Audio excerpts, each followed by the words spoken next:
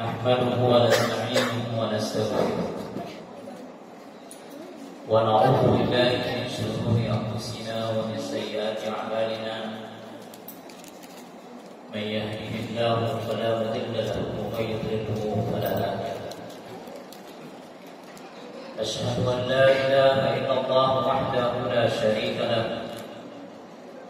وأشهد أن محمدا عبده ورسوله اللهم صل على محمد وعلى آله ومن تبع هداه ومن والاه أما بعد فيا عباد الله اتقوا الله حق تقاته ولا تموتن إلا وأنتم مسلمون وقال الله تعالى في كتابه الكريم أعوذ بالله من الشيطان الرجيم وقدمنا إلى ما عملوا من عمل فجعلناه هباء منثورا صدق الله العظيم. Ma'asyiral muslimin, sidang salat Jumat yang senantiasa dirahmati oleh Allah Subhanahu wa taala. Tidak terasa bulan suci Ramadan telah meninggalkan kita. 1400 tahun yang lalu, dengan berakhirnya Ramadan, Rasulullah SAW dan para sahabat ketika itu menumpah kesedihan yang sangat mendalam karena berakhirnya Ramadan yang berfaedah dan berkah. Karena keagungan dan keberkahan bulan suci Ramadan dapat dilihat dari penghormatan Allah Subhanahu wa taala terhadap bulan suci Ramadan. Karena itu bukannya Al-Quran, sehingga banyak para sahabat ketika itu menangis, takut, khawatir kalau tidak bisa bertemu kembali bulan Ramadan di tahun berikutnya. Tapi akhirnya kita hadir. Terkadang dengan berakhirnya bulan suci Ramadan dijadikan sebagai puncak dan pintu kebebasan sebebas-bebasnya, yakni merasa bebas dari kekatan yang telah membatasi dirinya dari makan, minum, bicara, bergaul dengan siapa saja. Akibatnya pasca Ramadan kebanyakan manusia kembali tenggelam ke dalam lautan dosa dan kemaksiatan, sehingga hasil dalam bulan suci Ramadan tidak memberkah sama sekali. Oleh karena itu, pasca Ramadan kita sebagai hamba, kita ini masih disyariatkan oleh Allah Subhanahu wa taala untuk terus menerus secara istiqomah untuk berlomba-lomba dalam hal kebaikan atau disebut dengan sabiqun bil khair. Amalan terbaik inilah yang akan menentukan dan memberatkan timbangan amal kebaikan kita di akhirat nanti. Karena berlomba-lomba dalam hal kebaikan merupakan salah satu ciri orang mukmin. Berdasarkan riwayat dari sahabat Abu Dzar radhiyallahu anhu, bahwa di zaman Rasulullah sempat terjadi persaingan antara sahabat dan umat Islam ketika itu terkait dengan sabiqun bil khairat, yaitu orang-orang yang berlomba-lomba berbuat baik di jalan Allah Subhanahu wa taala. Sehingga Rasulullah ketika itu menyikapinya dengan sangat bijak. Kenapa? Karena pada saat itu juga terdapat orang-orang miskin yang kebutuhan sehari-harinya tidak dapat dipenuhi, alias tidak memiliki materi atau harta untuk bisa bersedekah seperti sahabat-sahabat lainnya yang didapatkan rezeki dari Allah Subhanahu wa taala. Lalu mereka ini datang kepada baginda Rasulullah untuk mendapatkan solusi, untuk mendapatkan jalan keluar, karena mereka ini juga memiliki ambisi yang kuat untuk senantiasa bisa meraih derajat yang tinggi di sisi Allah Subhanahu wa taala. Maka Rasulullah ketika itu mencoba mengobati hati mereka, jiwa mereka dengan cara memperlihatkan ternyata begitu luasnya pintu-pintu kebaikan yang mereka juga bisa raih untuk senantiasa mendapatkan hajat yang dimiliki Allah Subhanahu wa Ta'ala. Kalau kita ambil contoh hari ini, beberapa hadis. Hadis yang pertama dari sahabat Abu Hurairah radhiyallahu anhu, diriwayatkan oleh Imam Muslim. Rasulullah mengatakan, "Yassaru 'ala mu'sir yassarallahu 'alaihi fid dunya wal akhirah." Kata Rasulullah, barang siapa yang menggunakan kesulitan ataupun kesusahan orang lain, maka Allah akan mudahkan urusan baik di dunia maupun di akhirat. Kemudian di hadis lain yang berasal dari sahabat Abu Hurairah radhiyallahu anhu yang diriwayatkan oleh Imam At-Tirmidzi, Rasulullah mengatakan, "Tabassuka fi wajhi akhika sadaqah." Kata Rasulullah, senyum terhadap saudaramu itu adalah bagian sedekah. Hadirin sekalian yang dirahmati Allah Subhanahu wa Ta'ala. Nah, dua hadis ini menunjukkan bahwa ternyata senyuman itu apalagi memberikan senyuman bahagia kepada orang lain merupakan salah satu amalan yang amat sangat dicintai oleh Allah Subhanahu wa Ta'ala, yang juga memiliki bobot yang sangat tinggi di sisi Allah Subhanahu wa Ta'ala.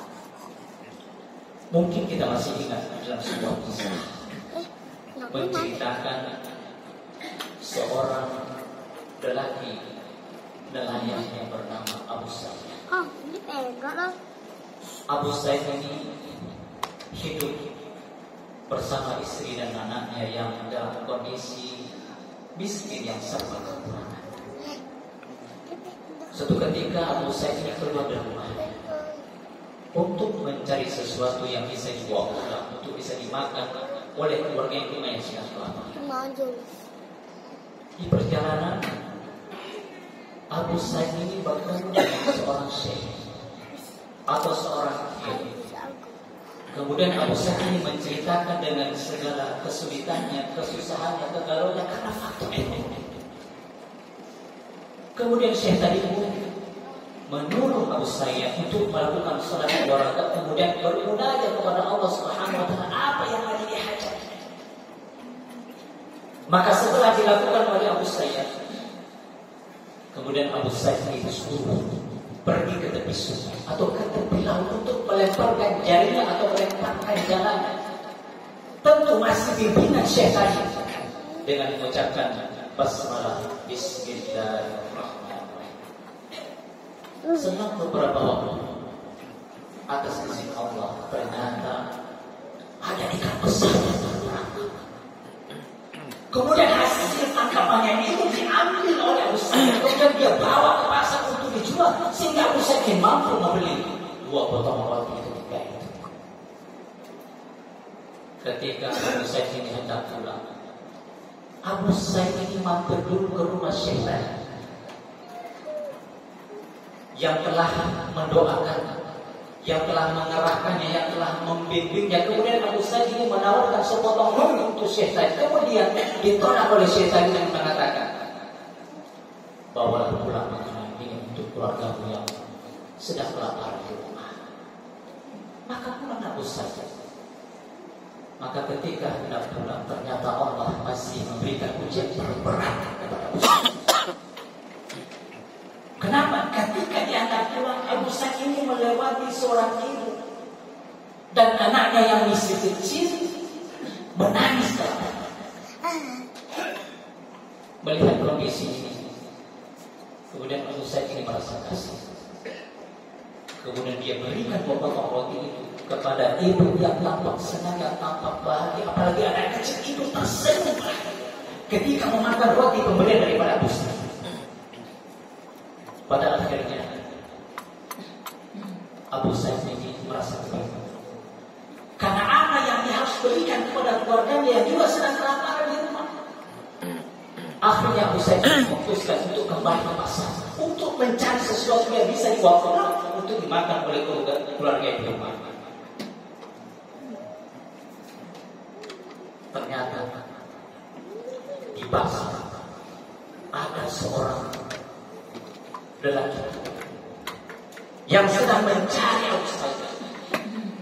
Kemudian dia berteriak di tengah-tengah pasar, "Man yadulluni alayya Abu Sayyaf? Man yadulluni alayya Abu Sayyaf? Siapa yang bisa menunjukkan aku di mana Abu Sayyaf?" Maka beberapa pedagang menunjukkan, "Nah itu Abu Sayyaf yang sedang melintas, yang sedang lewat."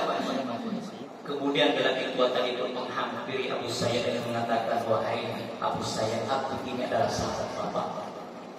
Aku ini adalah ayah, teman ayah. Dan aku memiliki hutang dan aku belum membayar sehingga ayah wafat, wahai Abu Sayyaf."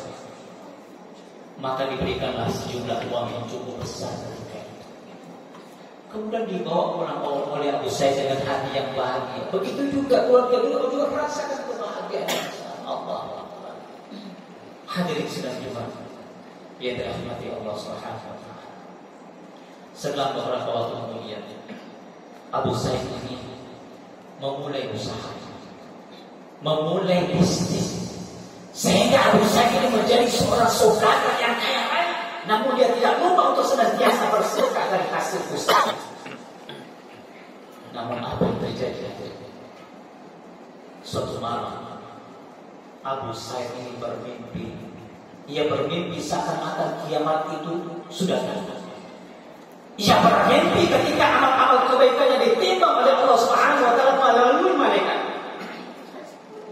Ternyata timbangan amal bermimpi itu berat ketimbang amal-amal kebaikan Abu Sayyaf. Kemudian Abu Sayyaf ini merasa heran. Kemudian dia berkata kepada malaikat, "Wahai malaikat, aina sedekahku? Aina sedekahku? Mana sedekah-sedekahku? Mana sedekahku 1.000 dinar, 2.000 dinar, 3.000 dinar?" Maka didatangkanlah sedekah-sedekahnya Abu Sayyaf. Setelah ditimbang ternyata timbangan itu tidak bergeser. Setelah diteliti ternyata sedekahnya Abu Sayyaf terdapat unsur syahwatul nafs. Sedekahnya bukan karena Allah Subhanahu wa taala. Sedekahnya karena riya. Sedekahnya karena ingin dipuji orang lain. Sedekahnya karena membanggakan diri. Sehingga Abu Sayyaf ketika itu nangis. Maka benarlah hadis. Kalau sejarah Rasulullah SAW mengatakan, disebutkan dalam sebuah hadis yang dilakukan oleh Imam Ibnu Majah. Rasul mengatakan, pada hari kiamat nanti kata Rasulullah, ada sekelompok manusia. Ada sekelompok manusia yang membawa hasanat, yang membawa amal kebaikan yang sangat banyak, bahkan amal kebaikan itu seperti gunung karena saking banyaknya. Tetapi ternyata Allah menjadikan amal kebaikannya itu tidak berbobot sama sekali di hadapan Allah. Ibarat debu yang berterbangan, yang tak bernilai sama sekali. Sebagaimana Allah sebutkan di dalam Al-Quran, di dalam surat Al-Furqan ayat 23 kata Allah, wa qadimna ila ma 'amilu min 'amalin faja'alnahu haba'an. Kata Allah, kami perlihatkan semua amalan mereka. Ternyata amalan-amalan mereka itu tidak berbobot sama sekali, tidak bermanfaat, ibarat debu yang berterbang yang tak bernilai sama sekali. Kemudian Rasul menunjukkan kondisi seperti itu adalah sekelompok manusia tatkala yang melakukan amal-amal kebaikan di hadapan banyak orang. Ketika dia dalam kesedihan, ketika dia dalam kesedihan, tidak ada orang yang melihatnya. Maka dia senantiasa bermaksiat, maka dia senantiasa merasa bisa menceritakan tentang apa gitu. Hadirin Itu kan bisa sidang Jumat. Tapi juga punya kadang-kadang itu gitu Masih dalam mimpinya Abu Sayyaf. Kemudian malaikat berkata kepada Abu Sayyaf, "Falyawm la tudhi'u wahai Abu Sayyaf, hari ini engkau tidak akan disakiti. Hari ini engkau tidak akan dianiaya. Hari ini engkau tidak akan dirugikan sedikit pun." Maka didatangkanlah amal-amal kebaikan Abu Sayyaf yang yaitu amalan ketika ia memberikan 2 potong roti kepada ibu dan anaknya yang sedang menangis kelaparan. Ternyata 2 potong roti itu sangat berkah timbangan di sisi Allah Subhanahu wa taala. Ditambah lagi dengan senyuman bahagia kecil itu yang sedang memakan pemberian roti dari Abu Sayyid turut menambah keimanan amal dari Abu Sayyid. Allah. Hadirin sidang Jumat yang dirahmati Allah, sebagai akhir wawancara. maka dapatlah kita menyimpulkan bahwa sesungguhnya kita hidup di dunia ini bukan hanya sekedar hidup, dan kita tidak dibiarkan hidup begitu saja, tetapi kita juga diuji oleh Allah Subhanahu wa Ta'ala. Maka lakukanlah amalan terbaik yang kita lakukan di bulan suci Ramadan. Mari kita sama-sama istiqomah. Maka amalan inilah yang akan menentukan dan memberatkan timbangan amal kebaikan kita di akhirat. Namun yang pasti kita tetap waspada, hancur yang membantu amal kebaikan kita, karena di dalamnya ada unsur syahwat di antara amal yaitu dia terhadap. Demikianlah khutbah singkat ini, mudah-mudahan bermanfaat bagi kita semua. Barakallahu wa lakum fil Qur'an. Bertanya lakum bima fihi min al-ayat wal dhikril hakim. Wa taqabbalallahu minna wa minkum tilawatahu innahu huwal ghafurur rahim. Allahumma shalli ala sayyidina Muhammad.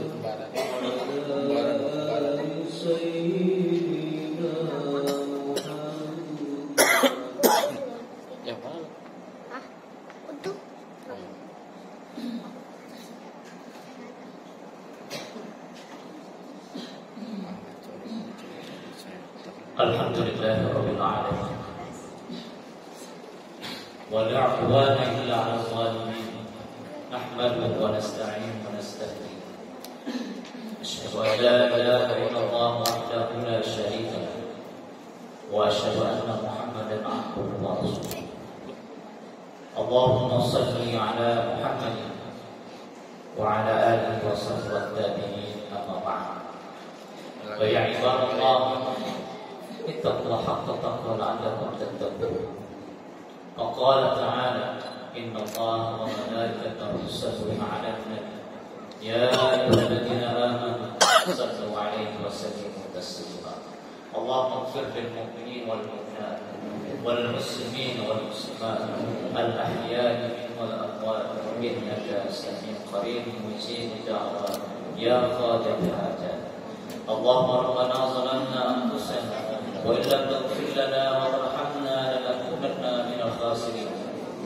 اللهم ربنا آتنا من لدنك رحمة وهيئ لنا من أمرنا رشدا. ربنا آتنا في الدنيا حسنة وفي الآخرة حسنة وقنا عذاب النار والحمد لله رب العالمين. عباد الله، إن الله يأمر بالعدل والإحسان وإيتاء ذي القربى وينهى عن الفحشاء والمنكر والبغي يعظكم لعلكم تذكرون. ولذكر الله أكبر.